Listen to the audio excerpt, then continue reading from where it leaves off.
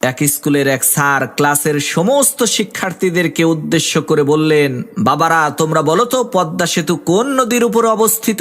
শিক্ষকের এই কথা শুনে ক্লাসের সমস্ত শিক্ষার্থীরা এক বাক্যে উত্তর দিল, স্যার পদ্মা সেতু পদ্মা নদীর উপরে অবস্থিত।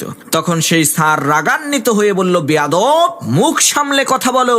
পদ্মা সেতু যে পদ্মা নদীর উপরে, এই রকমের উদ্ভট ভিত্তিহীন দলিল ছাড়া বাজে কথা তোমাদেরকে কে শিখিয়েছে? তখন ছাত্রীরা বলল, স্যার পদ্মা সেতু তো পদ্মা নদীর উপরেই অবস্থিত, সেটাই তো আমরা জানি। তখন স্যার বলল, চুপ করো সবাই, পদ্মা সেতু হচ্ছে শীতলক্ষ্যা নদীর উপরে অবস্থিত। শিক্ষকের এই কথা শোনার পর সমস্ত শিক্ষার্থীরা বাড়িতে যেয়ে তাদের মা বাবার কাছে বিচার দিল, কেমন স্কুলে আমাদেরকে তোমরা ভর্তি করেছো?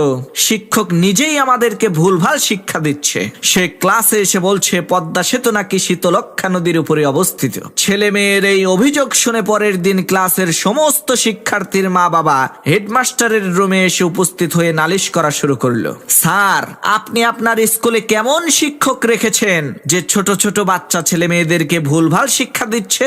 সে বলে পদ্মা সেতু নাকি শীতলক্ষ্যা নদীর উপরে অবস্থিত। তখন হেডমাস্টার বলল, গত 3 মাস যাবত আপনাদেরকে এই স্কুলের বেতন দেওয়ার জন্য খবর পাঠাচ্ছি, আপনারা কেউ আসেন না। শোনেন, যে পর্যন্ত সবাই স্কুলের বেতন পরিশোধ না করবেন সেই পর্যন্ত ওই পদ্মা সেতু শীতলক্ষ্যা নদীর উপরেই থাকবে। আগে সবাই বেতন পরিশোধ করেন, দেখবেন পদ্মা সেতু আপনা আপনিই পদ্মা নদীর উপরে চলে আসবে।